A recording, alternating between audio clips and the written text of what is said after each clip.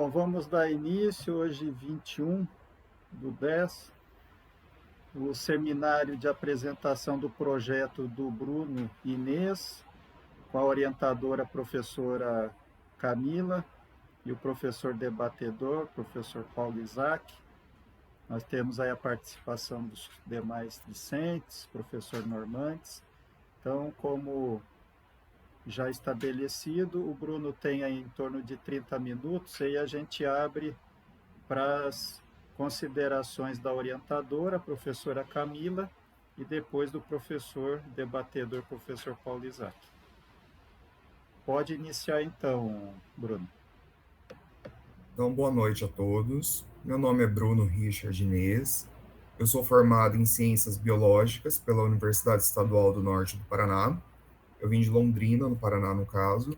Em 2012, me formei como licenciado e em 2014 como bacharel. O tema provisório da minha pesquisa é ocorrência de focos de calor e queimadas nas terras indígenas na Amazônia Mato-Grossense no período de 1999 a 2022. O nome da minha orientadora é a professora doutora Camila Leonardo Mioto e o professor debatedor é o doutor Paulo Augusto Isaac. Então, essa pesquisa ela está ancorada nos Objetivos de Desenvolvimento Sustentável que foram firmados na ONU. Ao todo, são 17 objetivos. Esses objetivos, eles são interligados entre si. Porém, para essa pesquisa, foi selecionados 3, que eram os principais e que tinham maior relação. Os 3 são esse daqui, o objetivo de número 3, que é boa saúde e bem-estar. Ele fala sobre a redução das mortes por poluição do ar. Não só da poluição do ar, mas fala da água também. Mas como a pesquisa trata de queimadas, ficou no caso a poluição do ar. O objetivo de número 13, que fala combate às alterações climáticas, um trecho dele fala sobre tomar medidas urgentes para combater a mudança do clima. E o objetivo de número 15, ele tem algumas metas, aqui eu selecionei 2, que ele fala principalmente a respeito da conservação de terras indígenas e de pelo menos 30% da Amazônia. E uma segunda meta que ele nos traz é respeito ao conhecimentos tradicionais, inovações e práticas de povos indígenas. Então, se analisar o meu projeto, que é focos de queimadas em terras indígenas na Amazônia Mato-Grossense, ele está inteiramente ligado com os Objetivos de Desenvolvimento Sustentável, aos quais o Brasil firmou acordo com a ONU. Essa é o amparo.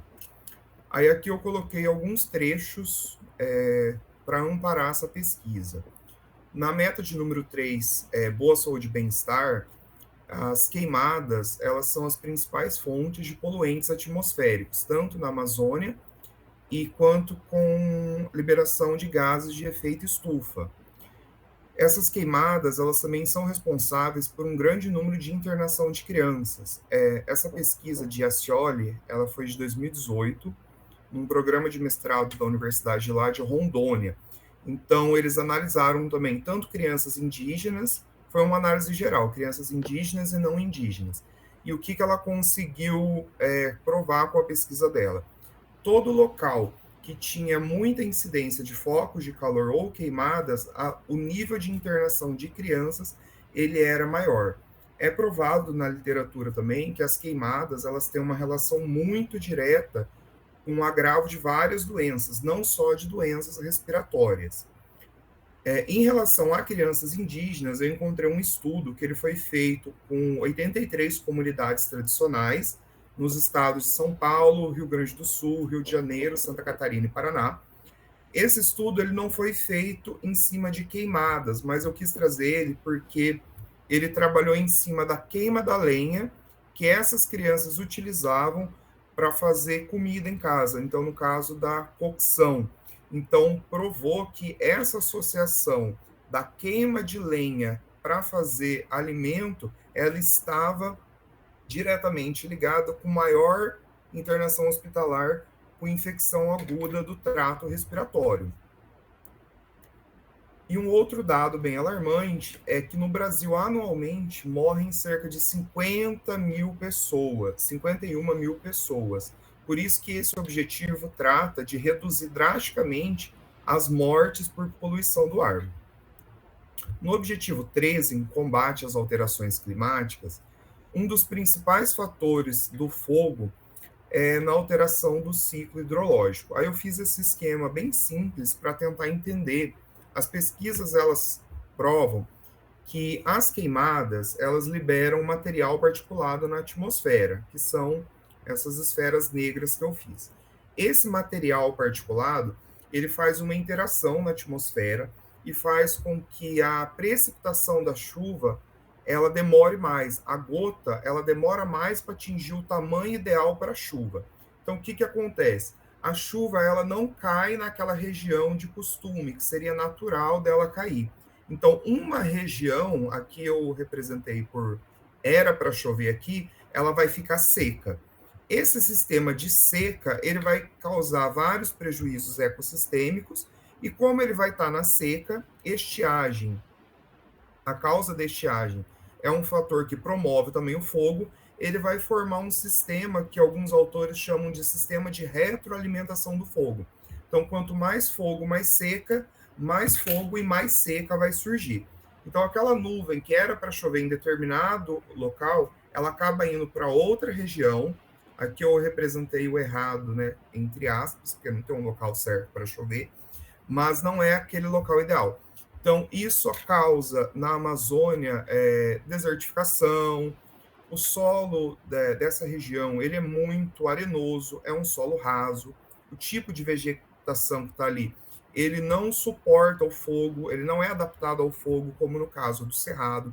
Então, a Amazônia ela fica em xeque nessa região, nessas situações. Em respeito do objetivo 15, que é vida sobre a Terra, esse dado do MAP Biomas do ano passado, ele colocou que até 2021, 98,3% de todo o território das terras indígenas da Amazônia estavam cobertas por florestas ou vegetação que não é natural. Ou seja, as terras indígenas elas estão atuando como um sistema de preservação ambiental, um sistema de preservação na Amazônia. Isso também foi importante para a construção desse projeto e escolher que ele fosse feito na Amazônia ou não em qualquer outro bioma. A respeito dos focos de calor no Mato Grosso, no ano passado, no ano de 2021, ao longo dos 12 meses do ano, nós tivemos 22.520 focos de calor. Mais da metade deles, na verdade aqui é 57, alguns quebrados, dá quase 58% desses focos, eles foram registrados na região da Amazônia. Nas cidades do estado que tiveram maior número de focos de calor ficaram Colniza, Aripuanã e Juína. Dentro dessas cidades ou nas suas imediações, elas são lotadas de terras indígenas, que depois eu vou mostrar no mapa, que fica mais fácil a visualização. Então, a caracterização dessa área de estudo, ela ocorre como? O Mato Grosso ele é dividido em 3 biomas, a Amazônia, que representa mais da metade da área territorial do estado, com 53,6%, o Cerrado com 39,6% e o Pantanal com 6,8%. No total, tem 73 terras indígenas no território do Mato Grosso. Das 73 terras indígenas, 43 estão dentro do bioma Amazônia. Para essa pesquisa, eu selecionei 39. Por que 39 e não todas as 43 que estão dentro do bioma Amazônia? Essas 4 que eu deixei de fora são terras indígenas que maior parte do território, mais da metade do território, estava inserido com o Cerrado.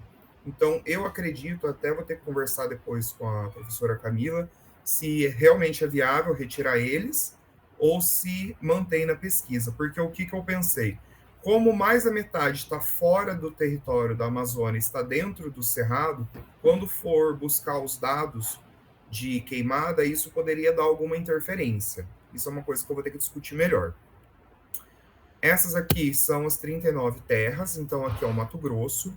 Representado em verde, nós temos o bioma Amazônia. Em amarelo, nós temos o Cerrado, e bem ao sul do estado, em azul, nós temos o Pantanal. Então, essas são as terras. Uma ou outra, elas ainda pegam algum fragmento de cerrado, como essa aqui em cima, essa aqui no lado, mas são fragmentos muito pequenos. Aquelas que eu retirei, elas ficavam a maior parte para dentro do cerrado e um breve fragmento para dentro do bioma amazônico. Então, essas partes espelhadas com bordas amarelas são as terras indígenas que, se for aprovado o projeto, as serão estudadas. Esse mapa aqui é um mapa da Amazônia Legal, foi efetuado pelo MAP Biomas, saiu do ano passado, de 2021. Aqui ele mostra toda a cobertura atual que nós temos. Então, o que está em verde são as florestas ainda preservadas, e essas regiões amareladas, meio pardas, são as regiões que foram ou queimadas ou desmatadas. O que a gente consegue ver nessa ilustração? Se for passado uma figura geométrica por cima, a gente vê que ela forma um arco. Isso aqui é o arco do desmatamento. Bem nessa região aqui, nós temos o Mato Grosso. Quando a gente for ver em relação à terra indígena, essas áreas que estão mais em verde aqui, não sei se está dando para acompanhar com o mouse, porque ele é pequeno, essas áreas em verdes são todas terras indígenas. Então, são elas que estão mantendo a quantidade de Amazônia dentro do estado preservada. Até voltar aqui, ó, dá para fazer uma breve comparação. A terra do Xingu, tem essa terra, aqui são várias terras indígenas nessa região. Aquela região de Colniz, Aripuanã, aquelas cidades que apresentam o maior foco de queimada o ano passado aqui no Mato Grosso, é essa região que está bem parda e está bem desmatada aqui no estado, que faz divisa com o Amazonas e com Rondônia. Então, a região do arco do desmatamento. Qual que é o problema dessa pesquisa? Eu fiz uma busca, existe uma escassez de pesquisa no estado a respeito desse tema. Então, quando você vai no banco de teses de dissertação, domínio público, no site da CAPES, no Cielo, entre outros, o máximo que a gente consegue encontrar são pesquisas voltadas para uma terra indígena e num lapso temporal muito curto, às vezes de 1 ano, 2 anos no máximo. A última pesquisa que eu encontrei foi de 2016 e ela falava sobre 1 ano só de pesquisa em uma terra indígena. Então, essa pesquisa, além dela abranger os objetivos de desenvolvimento sustentável, ela pode ancorar pesquisas futuras para colaborar com esse cumprimento da Agenda 30. A Amazônia é o maior bioma do estado, é o bioma que tem mais focos de calor dentro do estado e ela tem a maior concentração de terras indígenas do estado. Porém, quase todas as pesquisas que nós temos são voltadas para o cerrado, no sentido amplo. Na Amazônia mesmo são poucas.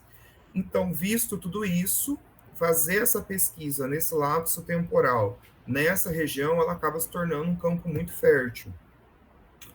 O objetivo desse trabalho, então, é descrever e discutir, a partir da quantificação de ocorrência de foco de calor nas terras indígenas e nas suas imediações, localizadas na Amazônia mato-grossense, a partir do sensoriamento remoto de ferramentas gratuitas, nos últimos 23 anos, e colaborar com o cumprimento dos Objetivos de Desenvolvimento Sustentável da ONU. Na metodologia, essa pesquisa ela vai ser exploratória, o procedimento técnico dela vai ser o de estudo de caso, ela vai ter fundamentação em análises quantitativas e análises qualitativas. As fontes de dados são das diversas plataformas do INPE, então seja o BD Queimadas, o PRODES, o Terra Brasilis, MAP Biomas, IBGE, FUNAI e outros órgãos que sejam pertinentes ao fornecimento de dados dessa pesquisa. O tratamento desses dados ele vai acontecer por um software livre, que é o QGIS 3.12, a metodologia do quantitativo. Então, seria a proposta que eu estou trazendo é de fazer mapas de séries temporais. Então, fazer o quê? Mapas por meses do ano, ao longo dos 23 anos e fazer essas comparações de foco de calor por meio da estatística aplicada. Após isso, realizar os mapas de kernel, que é os mapas de calor. Dividir esses 23 anos a cada 4 anos e fazer 6 séries temporais conforme essas datas aqui. Então, vou pegar de 1999 a 2002 e faço uma série temporal de kernel, para ver se houve modificação ou não. Os dados que a gente tem é desde 1998. Por que eu não vou pegar desde 1998? O satélite ele só começou a funcionar a partir de junho. Então, não tem dados de janeiro a junho de 1998. Para fazer uma série temporal anual, como proposto aqui no primeiro item, precisa do ano completo. Então, por isso que ficou de 1999 a 2022. Eu já tenho os dados até o ano passado. 2022 é claro que eu ainda não tenho, porque o ano não acabou, mas isso é facilmente conseguir. Na metodologia, na análise qualitativa, a partir de ver essas séries temporais, a aplicação do kernel, ver a intensidade de focos de queimada, quais terras indígenas, quais regiões do estado, quais imediações são mais acentuadas por focos de calor, seria utilizar, interseccionar esses dados com um mapa de desmatamento. Na literatura é descrito que o desmatamento na Amazônia é o precursor do fogo. Por quê? Porque a floresta ela é úmida e o fogo nela ou ele é por causa antrópica ou ele é por causa natural. Porém, por causa natural é muito raro a descrição que nós temos. Então, muito provavelmente é por conta de agricultura, em especial de pastagem. Então, a partir da utilização do mapa de desmatamento, mapa de uso e cobertura do solo, é possível ver se aquela região que estão com maior densidade de calor ao longo dos anos, se é uma propriedade rural, se é uma área de garimpo, o que está acontecendo naquela região, para a gente poder fazer essa discussão qualitativa. E efetuar também a análise do efeito de borda. Eu observei na literatura o efeito de borda, ele acentua muito o uso do fogo ao longo dos anos. Eita, peraí, acho que eu perdi o slide aqui. Efeito de borda é o que acontece em volta de uma propriedade que ele está desmatado. Então, se você... como que eu posso dizer? O efeito do fogo dentro da propriedade que não tem uma borda, uma zona de amortecimento de vegetação, ele é muito maior. Aqui eu coloquei ilustrando de onde os dados vão ser retirados. Então, esse daqui é o site do BD Queimadas do INPE. Aqui a gente seleciona o país, o Brasil, o estado, Mato Grosso, coloco o lapso temporal que eu quero dos dados, coloco o bioma e o formato dele, que é o shape, ele vai para o e-mail. A partir dele eu jogo no QGIS e a gente consegue trabalhar com esses dados. Esse aqui mesmo é um mapa que eu fiz hoje, agora há pouco, na verdade, sobre janeiro de 2022. Esses são os focos de calor do mês de janeiro inteiro. Então, do dia 1º de janeiro ao dia 31. O que a gente consegue observar aqui? Todos os focos de calor praticamente não tem nenhum dentro das terras indígenas, mas eles estão sempre nas bordas, nas suas imediações. Por isso que o uso do mapa de cobertura do solo ele é muito importante para entender qual é a ocasião do fogo. Então, por exemplo, aqui, nessa terra indígena aqui, se eu não me engano é Coniza o nome dessa cidade, nós conseguimos ver que tem vários pontos de focos de calor aqui e aqui. Esse daqui já foi de setembro, então, deste mesmo ano. Então, olha a diferença entre janeiro e a diferença entre setembro. Por isso que é importante fazer a série temporal. Você consegue ver a evolução dos focos de calor ao longo dos meses do ano e dá para fazer uma correlação com isso. Ocorreu mais fogo por conta do quê? O índice pluviométrico foi mais baixo naquele ano? É um ano de El Niño? É um ano de Laninha? A questão da velocidade do vento, que auxilia muito nisso. Então, a partir dessas séries temporais, a gente consegue fazer essa correlação. Aqui é um mapa com densidade kernel. Mesmo sentido, o que está em verde é a Amazônia, o que está no pardo é o Cerrado e o que está em azul é o Pantanal. Essas áreas em branco, que estão com tiras, são as terras indígenas. Esse mapa ele traz dados de 2017 até 2021. O que está em vermelho nele são intensidades altas de foco de calor. O que está em laranja são intensidades médias e o que está em azul são baixas intensidades. As regiões que não possuem essas intensidades é porque não tiveram focos de calor. Observando mais de perto, naquela mesma região, olha para vocês fazerem uma comparação simples. Aqui em cima, ó, em janeiro já tinha vários focos de calor. Presta bem atenção nessa região e nessa daqui. Quando a gente olha no mapa de 2017 a 2021, nós conseguimos observar que é a mesma região que tem um, uma incidência, uma ocorrência de calor mais intensa. Então, utilizando o mapa de cobertura do solo, vai ser provavelmente possível explicar isso, porque olhando dos últimos 5 anos, eu já consigo dizer que isso aqui não é um evento aleatório, então é um evento antrópico provocado, possivelmente, talvez, por conta de pastagem. Aqui é um recorte mais amplo para conseguir ver. E outra coisa, em respeito das terras indígenas, o que nós vemos? A ocorrência do fogo ela se dá mais nos seus limites, mais nas suas bordas, olha. E muito pouco ele ocorre dentro. Quando que ele vai ocorrer mais dentro? Nos meses de estiagem. Por isso que eu estou propondo fazer análise do efeito de borda. Porque quando é analisado lá em janeiro, que tem menos focos de calor, nós vemos que não tem dentro da terra indígena.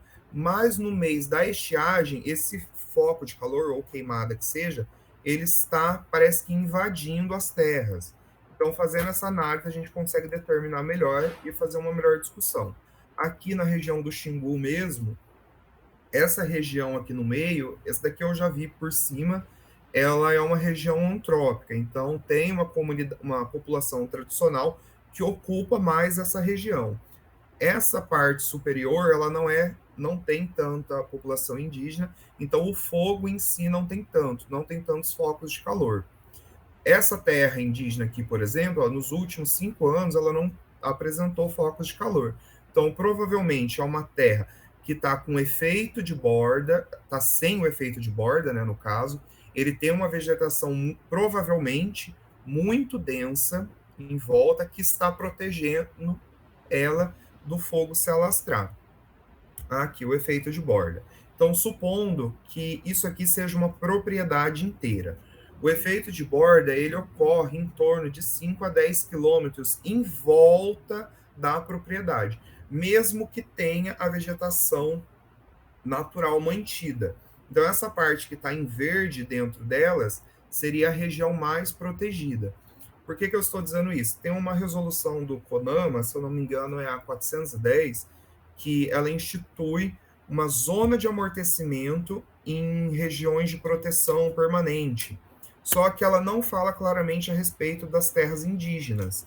Então, se isso for aplicado a terras indígenas, a proteção dentro do território ela vai ficar muito maior do que é como hoje. Aqui é um exemplo do efeito de borda. Bem aqui no meio nós temos o que seria a floresta propriamente dita. Aqui uma área de cultivo. Então, o que a gente consegue ver? É uma diferença abrupta da vegetação.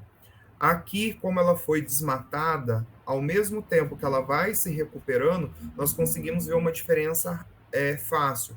Então, para o fogo se alastrar nessa região e interferir no meio, ele vem mais rápido. Por isso a importância dessa análise do efeito de borda. Essa aqui é uma pesquisa que eles fizeram na Amazônia e eles colocaram que a distância do efeito de borda comparativo com os focos de calor. Então, o que ele conseguiu provar? Que quanto maior a distância da borda para a propriedade, menor o número de focos de calor. Essa daqui mesmo são 3 quilômetros. E essa propriedade. E os focos de calor foram apenas 10 nesse ano. As propriedades que tinham apenas 1 quilômetro de borda de vegetação, os focos de calor foram muito altos, ó, 1546. Esse daqui é do MAP Biomas, são alguns dados que eles nos fornecem que ajudam a fomentar a discussão qualitativa. Então, esse daqui é do Mato Grosso, são algumas séries temporais que eles fazem. O Mato Grosso, atualmente, até o ano passado, na verdade, ele ocupou a 10ª colocação com maior cobertura de vegetação nativa. Então, a nossa vegetação predominante é a vegetação florestal, e nós conseguimos ver aqui que ao longo dos anos ela só foi diminuindo. Ao passo que a vegetação de formação florestal diminui, o nível antrópico na região também aumenta. Então, isso colabora com a discussão de que o fogo, os focos de calor, o desmatamento, eles são provocados por ações antrópicas. Esse daqui é do MAP Biomas. Não, esse daqui é do Terra Brasílias. Bruno, Oi? 19h26, tá? Vai organizando Ah, o seu acabando horário. já. Só para mostrar alguns dados aqui.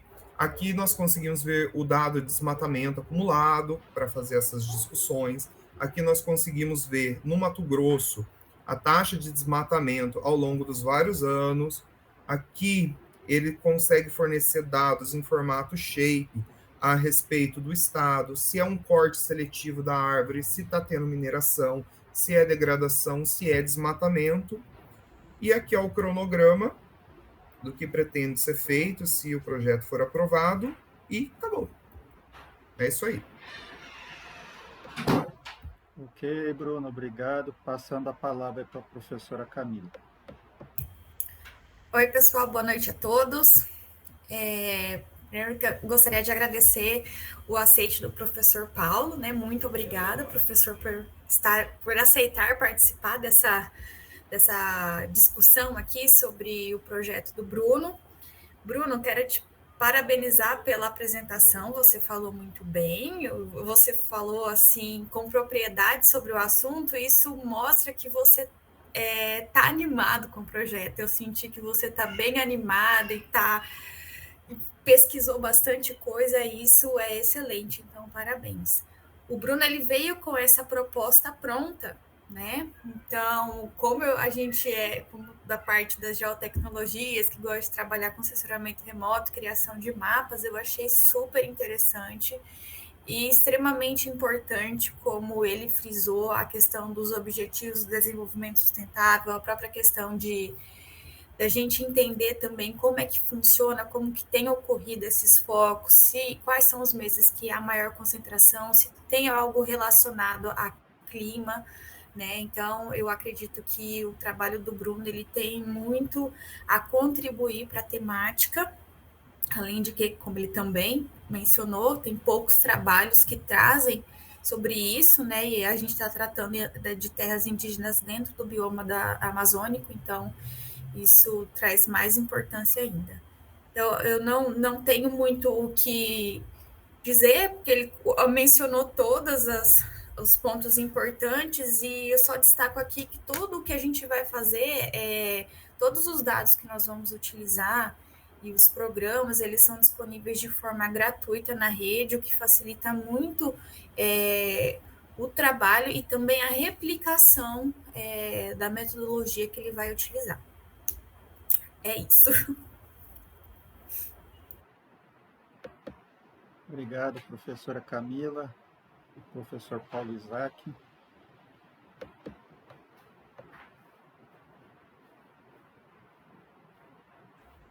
Então, eu quero primeiramente agradecer ao Bruno, à Camila, por me propiciar esse momento, professor Luiz, cumprimentar também os outros colegas que estão participando, Normandes.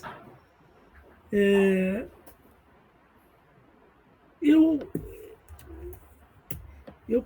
vou começar assim, primeiro que a escolha esse recorte que você fez, embora seja muito interessante, porque são realmente pouquíssimos os trabalhos que privilegiam, vamos dizer assim, as terras indígenas. sobretudo naquela região.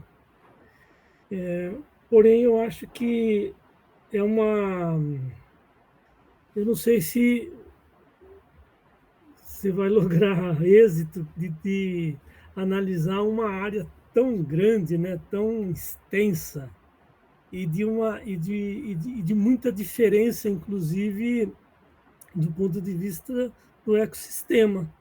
Quando nós pegamos, por exemplo, a região da Amazônia, as terras indígenas, nós, a própria FUNAI, né, e os antropólogos procuram fazer uma diferença geográfica, né?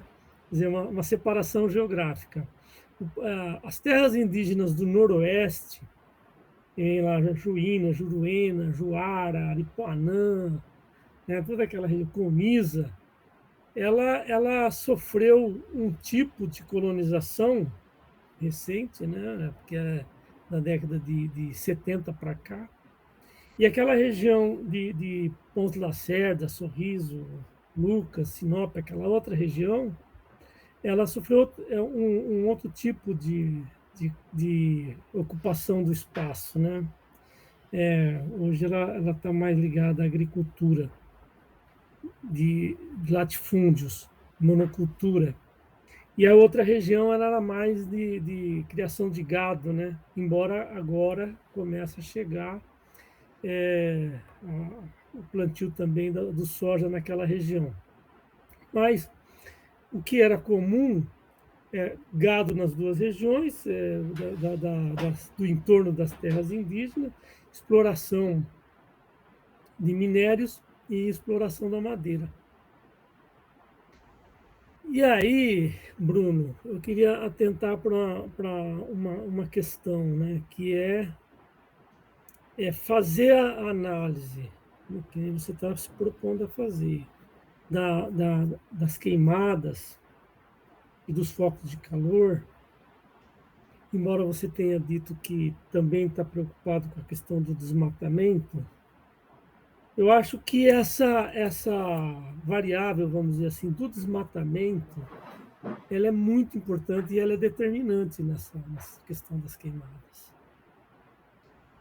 Tem algumas questões que são polêmicas, mas que precisam ser encaradas, que a venda da madeira, né, a extração da madeira, ela foi violenta nas duas regiões, inclusive em algumas terras indígenas, com a conivência de lideranças indígenas.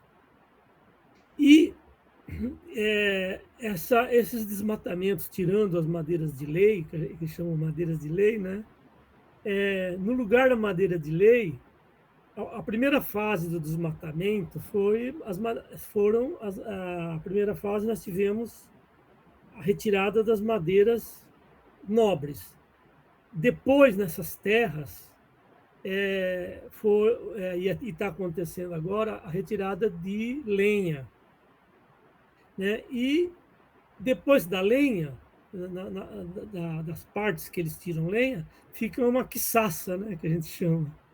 E aí pega fogo por qualquer coisa, né?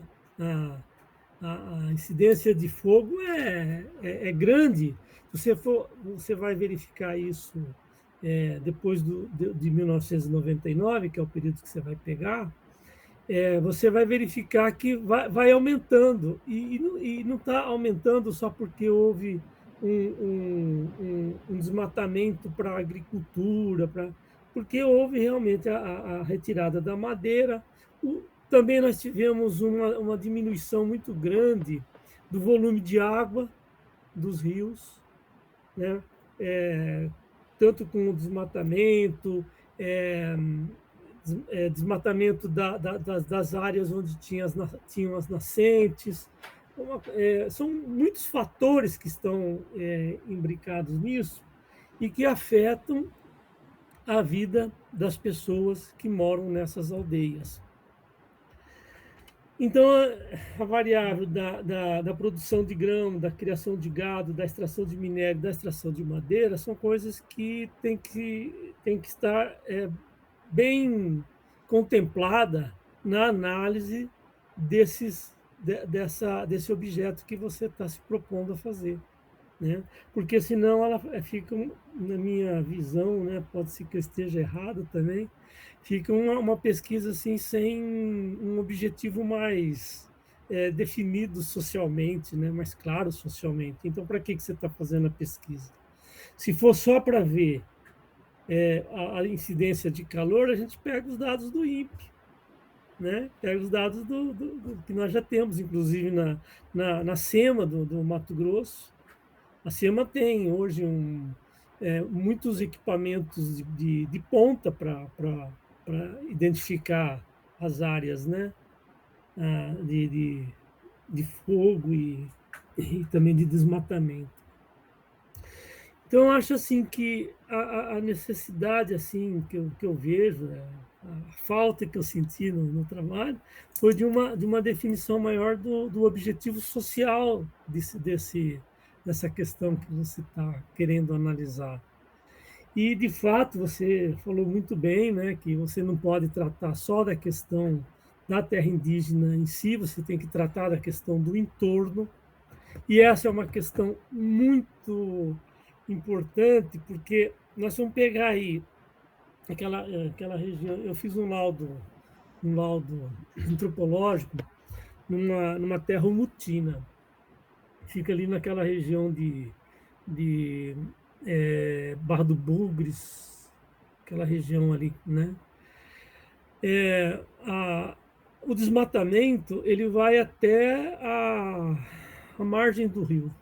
Não obedece nem os 40 metros lá, que é um absurdo ser só 40 metros, né? Tem fazendas que o próprio fazendeiro protege 60 metros e alguns até 100, porque sabe que não é só o problema da erosão, né? O processo de produção agrícola, que no Mato Grosso tem uma grande quantidade de venenos, né?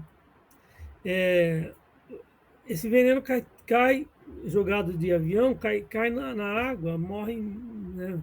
Prejudica toda a fauna dos rios. Então, são muitos os problemas que são afetados. E as pessoas olham muito por uma coisa óbvia, que é a da saúde, a questão que as crianças sofrem, né, com a questão da fumaça, etc. e tal, mas é mais do que isso aí, né? Em algumas terras indígenas, a população tem o costume de fazer aquelas queimadas que são controladas, porque também, em determinadas épocas do ano, se não fizer uma queimada, não tem quem aguenta a quantidade de insetos, né? É uma coisa assim muito louca. Eu acho que aquilo lá é um paraíso, é porque nunca foi lá, né? Porque tem inseto, assim. Então, é uma forma também de controle ecológico, essas, vamos dizer, queimadas que são controladas pelas próprias populações. O que aconteceu é que agora, com esses desmatamentos, venda de madeira e essas coisas todas, a falência da FUNAI, os índios, a quiçaça aumentou e agora qualquer fagulha é motivo para um grande incêndio, né? Então, eu acho importantíssimo a sua pesquisa, achei muito joia mesmo. E o que eu tinha a dizer era basicamente isso por enquanto, né? A gente poderia aí bater um papo maior sobre isso, mas eu acho que se você deveria, talvez aí, Camila, pensar na questão de reduzir, fazer uma amostragem, né? Em vez de fazer uma coisa tão ampla, porque realmente vai ser muito penoso fazer. E como vai ser muito penoso, se você seguir o que você colocou no objetivo, Bruno, Você falou que você na metodologia você vai fazer uma abordagem qualitativa e quantitativa, mas no teu objetivo está bem claro que a abordagem é só quantitativa, né? Então, você vai cair nessa mesmo, de fazer só quantitativa. Mas aí tudo bem, se você fizer esse recorte, né, é aceitável, não tem problema nenhum. O que não pode é você prometer que vai ser quantitativa e qualitativa se você fizer só quantitativa, né? É uma opção sua, obviamente, né? Mas se você quiser fazer a qualitativa, vai ter que jogar o seu olhar sobre a questão social. Para jogar o seu olhar sobre a questão social, você vai ter que olhar saúde e vai ter que olhar uma outra coisa que quase não existe trabalho sobre isso, que é a questão do manejo do meio ambiente, o manejo feito pelos índios, né, que está sofrendo uma mudança muito grande de 1970 para cá, mas que tem se acelerado agora, né? E agora que está passando a boiada, os índios estão sendo convencidos, já que nos Parecis isso está muito evidente, que na Serra dos Parecis, de que tem que arrendar para soja, né, para grande produção, e aí os índios não precisam trabalhar, só recebem a renda, né? Isso, a gente sabe quais são as consequências, como é que será a redução das terras indígenas a partir disso, né? Nós já temos experiência de 500 anos para mostrar isso, né? Como que vai ser.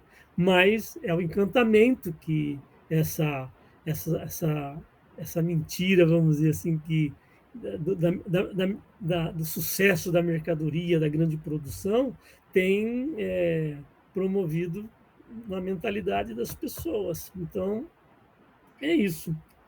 Eu gostei muito da sua proposta, né?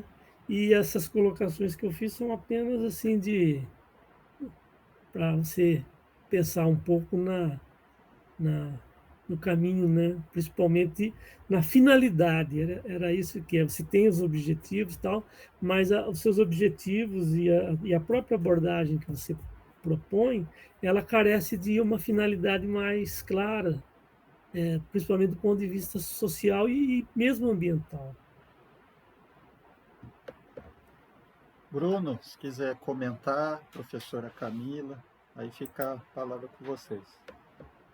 Depois, se o professor Normandes quiser queria falar agradecer também. mesmo a presença do senhor, Paulo Isaac, tanto que quando eu conversei com a minha orientadora, a nossa intenção de convidar o senhor era justamente para isso, para dar visão social, porque eu até falei para ela, eu não entendo nada, ela também não, os seus apontamentos foram ótimos, porque nós temos uma visão da parte, vamos dizer assim, técnica, prática da coisa, que é pegar os dados que estão ali e talvez trabalhar. Essa visão social, eu não tenho conhecimento, já digo, por isso que até queria conversar com o senhor, até melhor futuramente, se o senhor abrir para até analisar os ajustes do projeto, para ver o que se torna viável, fazer alguma consideração. Gostei muito e agradeço.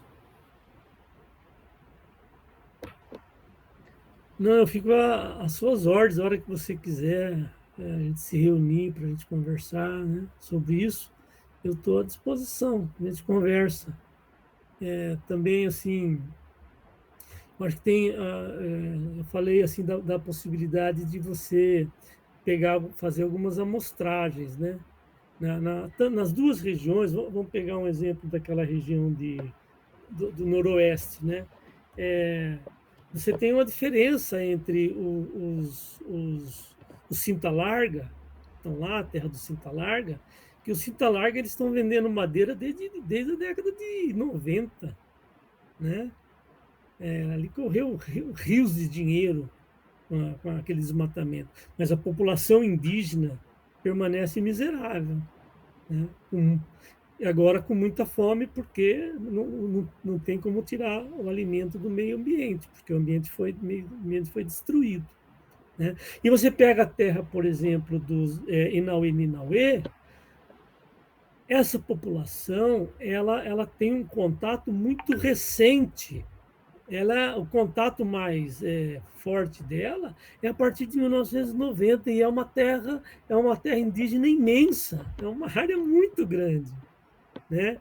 Então, as áreas que estão sendo afetadas são as mais próximas às aldeias e próximas aos rios, né?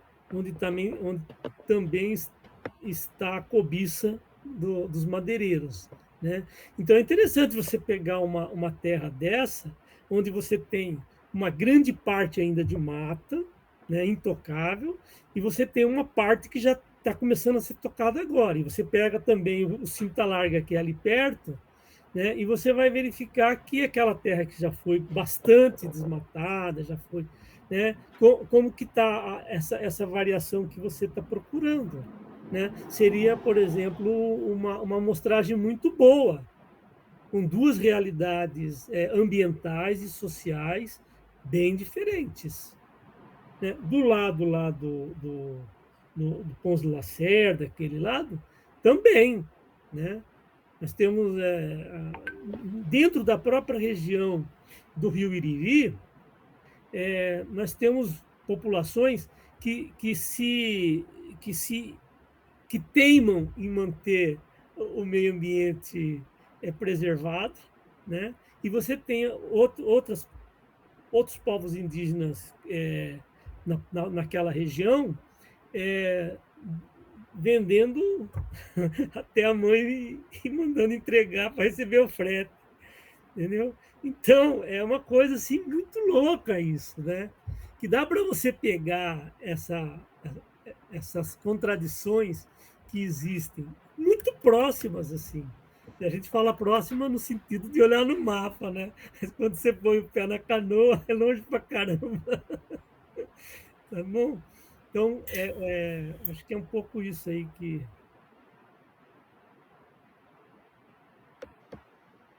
Professor Nossa, Paulo, professor, travou. perfeito. Eu acho que a gente pode sentar e discutir quais são as melhores regiões para a gente fazer essa amostragem, fazer essa comparação e contextualizar a questão social mesmo, porque foi como o Bruno falou. Eu falei assim, Bruno, eu não entendo, eu não tenho conhecimento, eu sei que tem que eles utilizam a queimada como prática de manejo, mas tem épocas do ano, como que é permitido, né? Tem que fazer alguma solicitação, como é que funciona isso, como não sei. Então ele falou, vamos convidar o professor Paulo, né? E as suas considerações foram excelentes. A gente vai com certeza solicitar a ajuda do senhor para dar continuidade. Posso falar só mais uma coisa, senhor? A concepção até de período do ano é diferente na cabeça deles, né? Então, por exemplo, lá os caras falam em época da seca, que é da estiagem, e época das chuvas. Não tem essa classificação nossa, né? De primavera, verão. Ah, é inverno. Não tem inverno. O que é inverno, né? Então, talvez, Bruno, talvez a gente possa até encaminhar você para algumas pessoas com quem você possa conversar, para ver um pouco como que eles pensam essa divisão. Hoje nós temos um instrumento muito legal, que são as escolas indígenas. E muitos índios daquela região, eles estão já fazendo até mestrado aqui na Unemat, em Barra do Bugres, né? E tem muitos trabalhos. Então, talvez você possa verificar até como eles classificam esses períodos, né? Como que eles veem também essa questão do desmatamento, né? Se eles estão sentindo a mudança climática, né? Porque uma coisa por exemplo, a Quinta da Arimana, que é bem pertinho, né? São só 9.000 hectares. É rodeado já de fazenda. O clima lá dentro da aldeia é diferente daqui, né? Você sente isso, só de lá você já sente isso, né? Ficar uma noite lá você já começa a perceber. Então, agora imagine numa floresta, né, com 100, 200 mil hectares, 300 mil hectares. Então, acho que seria até conveniente e não vai dar tanto trabalho assim, né? Porque lá na Unemate, eles se reúnem nos meses de janeiro e julho, as aulas são lá. E você pega o professor indígena que mora na aldeia, né? Então seria muito interessante para você ver como é que eles concebem isso. Eu vi numa comunidade, eles fizeram uma roda assim, né? E separaram os períodos que é para plantar tal coisa, plantar um determinado tipo de coisa, coletar um determinado tipo de produto, né? Eles fizeram uma roda assim para mostrar quais são os meses, né? E, e então, acho que é bem legal, talvez, se te interessar, né? A gente poderia te ajudar nisso aí. Ok, professor Paulo. Bom, a minha observação como coordenadora, a primeira questão que o professor Paulo colocou, que eu concordo, é o espaço, né, territorial enorme, né, que o Bruno está buscando fazer. Eu não sei, não conheço essas técnicas, né, de geoprocessamento, se é factível no prazo dele analisar tantas terras indígenas, né, então essa é uma preocupação nossa. E segundo, é bom sempre ressaltar para todos, sempre as orientações são para todos. O nosso programa é voltado para análise da nossa região. A CAPES orientou, né, a criação do programa com uma prioridade de análise, né, daqui do sudeste de Mato Grosso. Ah, é obrigado a fazer? Não, nada é obrigado, né? Mas um programa aqui em Rondonópolis, analisar bioma amazônico com terras indígenas distando aí 1.000 quilômetros de distância, por que não se analisa aqui a nossa região? Essa é a pergunta que não quer calar, né? Por que não fazer essa análise aqui na região sudeste, aí com os bororo e coisas do gênero, né? Para mim não está claro nesse projeto por que isso. A nossa região tem importância ecossistêmica, né? E a gente está localizado aqui. Até para fazer essas análises qualitativas, parece-me óbvio que é muito mais fácil fazer aqui com as terras indígenas que estão aqui no nosso entorno, né? Do que ter que viajar e dispor aí de recursos para fazer isso. Então, assim, é claro, isso é uma questão que a orientadora vai definir com o Bruno, mas, assim, eu não me está claro por que isso, por que essa priorização para fazer para o bioma amazônico, né? E o terceiro ponto, pessoal, é mais também geral. A área de ciências ambientais, ela enfoca muito aí os 17 ODS.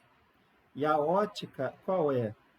São os programas de ciências ambientais serem um instrumento de desenvolvimento regional. Ou seja, cada programa ter uma ação local para permitir com as suas pesquisas, né, com as suas atividades de extensão e tudo mais, ajudar a região a alcançar seus ODS. Então, se o projeto, apesar de ser interessante, está pensando em algo que é muito longe, isso aí, na hora que vão analisar a dissertação, vai gerar a dúvida, mas esse programa está tão longe, já tem os programas da UFMT, da Unemat, lá que são próximos, por que eles não estão pensando na região deles? Até porque nós estamos numa universidade que pode ser considerada como embrionária e periférica, super periférica. Ou seja, questões muito amplas, tem as universidades mais bem capacitadas, com recursos humanos, recursos, linhas de pesquisa, para ter um foco de análise mais amplo. A gente ainda está a gente tem que ser mais modesto às vezes, né? A gente tentar pensar mais o que a gente dá conta de fazer e ajudar o que a gente tem em volta da gente, né? Vamos pensar no que a gente pode ajudar mais, né? A gente quer ajudar todos, quer ter um impacto para tudo, mas priorizando quem está perto da gente, né? Então, assim, são observações, né, para o Bruno e a professora Camila pensar. Aí, no mais, eu abro a palavra, quem quiser fazer alguma observação final, abro também para o Bruno, para a professora Camila, e a gente encerra.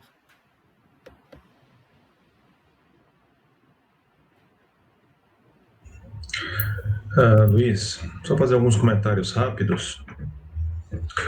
Eu endosso as palavras do professor Paulo com relação à importância estratégica desse projeto. Talvez uma forma de equacionar essa situação que você pontuou com relação à geografia de atuação do nosso mestrado, algo comparativo, comparando a terra indígena, por exemplo, Tatarimana ou Teresa Cristina, com algo mais ali para a região do Arco do Desflorestamento.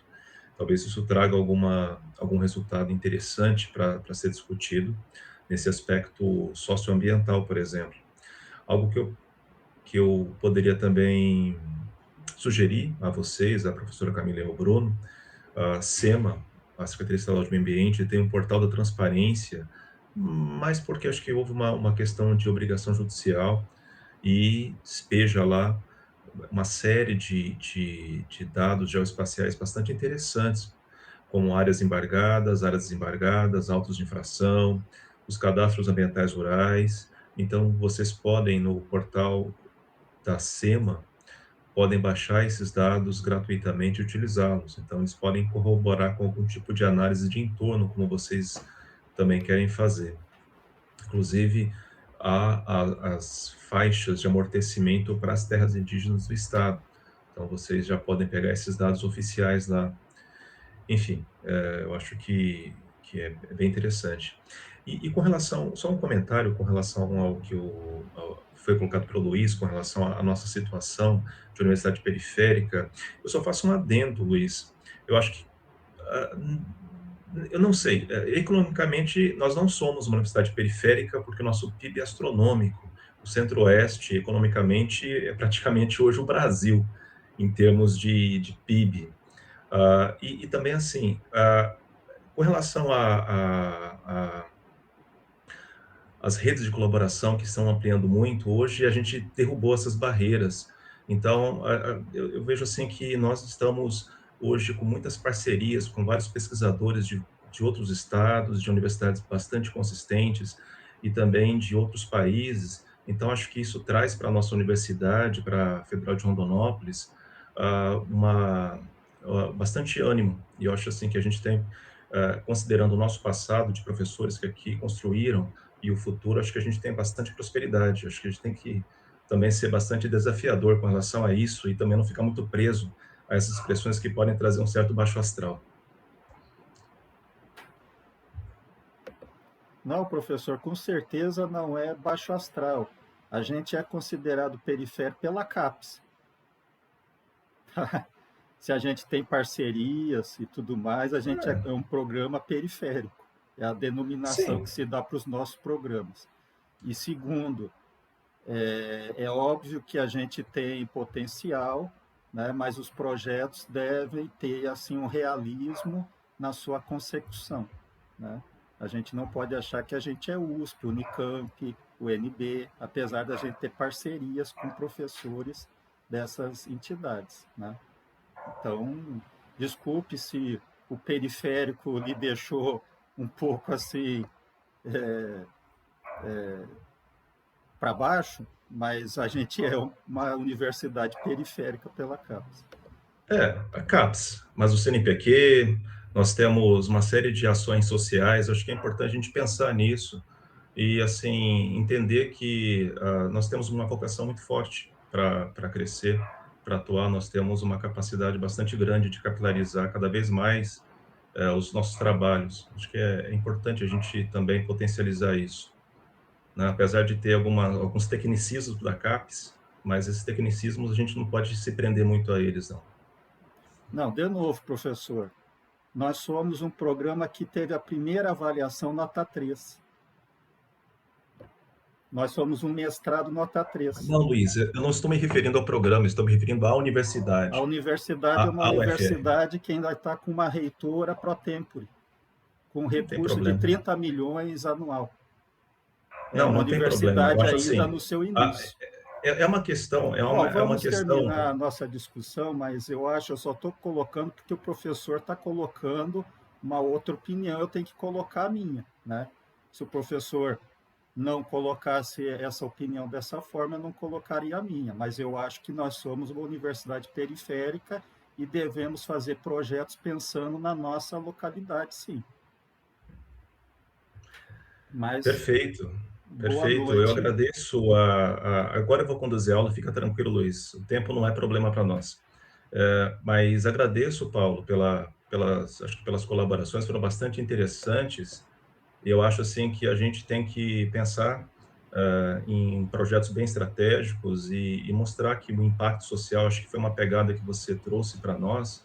Esse impacto social tem que ser bastante potencializado e a gente consegue, acho que, transbordar isso além dos limites aqui do município, chegar em outras regiões, para trazer cada vez mais acho que esse apego que a sociedade tem que ter com as universidades. Acho que a gente precisa mostrar que nós somos cada vez mais funcionais para a sociedade. Obrigado, professor Normandes. Se tiver mais alguma observação, está aberta aí a palavra. Senão a gente encerra. Ok, então uma boa noite para todos. Um bom final de semana, até sexta que vem.